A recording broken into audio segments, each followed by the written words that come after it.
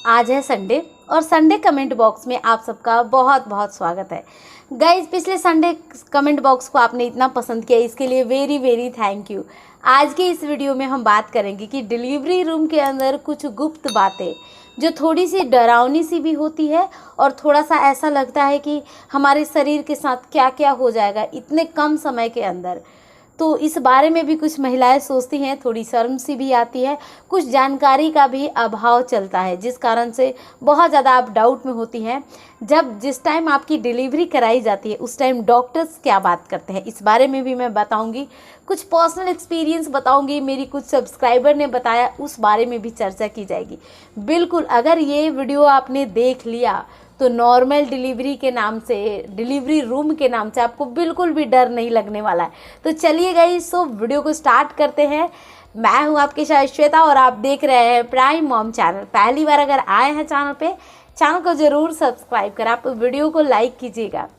हम delivery room में तभी जाते हैं जब हमें लेबर पेन आ रहा होता है या 36 वीक पूरा हो गया है और वाटर बैग लीक हुआ है। इस केस में हम डिलीवरी रूम जाते हैं।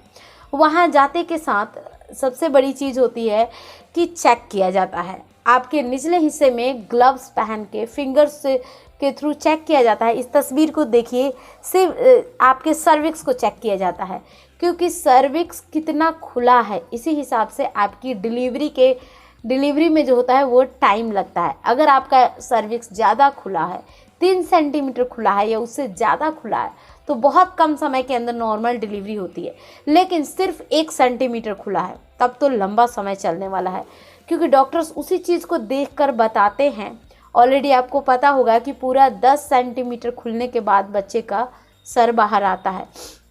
प्रोसेस देखी जाती है, आपको ड्रिप चढ़ाया जाता है, आपके लेबर पेन को इन्हेंस किया जाता है, बढ़ाया जाता है, क्योंकि लेबर पेन जब दर्द होता है तभी आपके सर्विक्स का मुंह खुलता है। इतनी बात तो तय हो गई।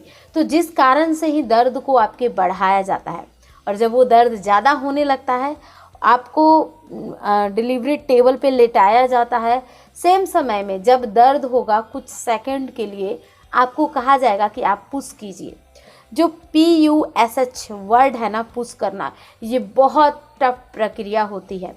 पुश करने में जितना आपने खाया है ना, पूरी प्रेगनेंसी में सबने पूछ के खिलाया है, मुंह में खिलाया है, बोल के खिलाया है, बस सेम उसी एनर्जी को लेकर आना है। आपको बहुत ज़्यादा पुश करने की ज़रूरत होती है निचले हिस्से में, क्योंकि गाइज अदर कंट्रीज़ के अंदर हमने देखा है कि बहुत आसानी से वैक्यूम ट्यूब, इस तस्वीर को देखिए, वैक्यूम ट्यूब के थ्रू नॉर्मल डिलीवरी कराई जाती है, जिससे जो महिलाएं होती हैं उनको कम एफर्ट लगानी पड़ती है। लेकिन हमारे इंडिया के अंदर वैक्यूम ट्यूब इतनी आसानी से अवेलेबल नहीं है। हालांकि गाइज ये बहुत महंगी चीज़ नहीं है, लेकिन प्रायोरिटी लिस्ट होती है ना, हमारे इंडिया में इसकी प्रायोरिटी लिस्ट बिल्कुल भी नहीं है। बहुत कम प्राइवेट हॉस्पिटल्स के अंदर होती होगी, क्योंकि मैंने मेरी डिलीवरी गवर्नमेंट हॉस्पिटल में करवाई है, इसलिए मैं वहाँ के एक्सपीरियंस को ज़रूर शेयर कर रही हूँ यहाँ पे। तो इस केस में आपको पुश करना है। जब भी बच्चे का सर बाहर आता है, डॉक्टर्स बोलते हैं और थोड़ा सा पुश कीजिए, बच्चे को बाहर निकाला जाता है। माँ और बच्चे को बाहर, सिर्फ बच्चा बाहर निकला हुआ है, गर्भनाल के थ्रू अभी भी कनेक्टेड है, उस गर्भनाल को कट किया जाता है।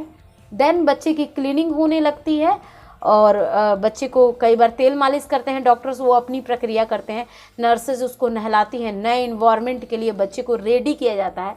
इस दौरान जो प्लेसेंटा होता है, आपके प्लेसेंटा को हाथ लगाकर उसे खींच के बाहर निकाला जाता है। अब यहाँ एक ऐसी सिचुएशन आई थी, मतलब कि ये पिछले महीना के मेरे एक सब्सक्राइबर की स्टोरी है, जब उनके बच्चे का सर बाहर आ रहा था, वो पुश कर रही थी। इस केस में अचानक से पता नहीं क्या हुआ कि प्लेसेंटा फट गया, अंदर में प्लेसेंटा फट गया।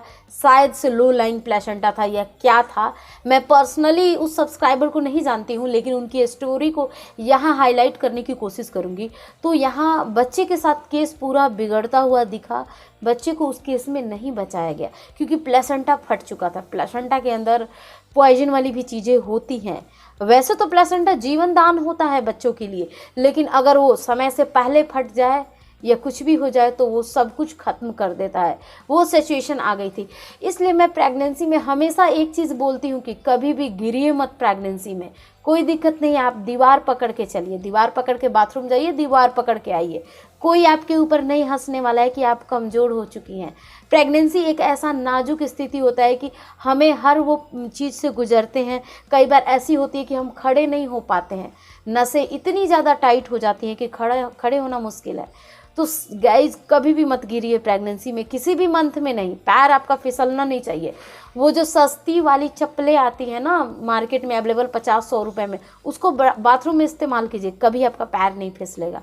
सो गाइज़ मैंने यहाँ मेरे एक्सपीरियंस को शेयर किया। जाने से पहले एक चीज़ कहना चाहूँगी कि प्रेगनेंसी के दौरान अपना ख्याल ज़रूर रखें।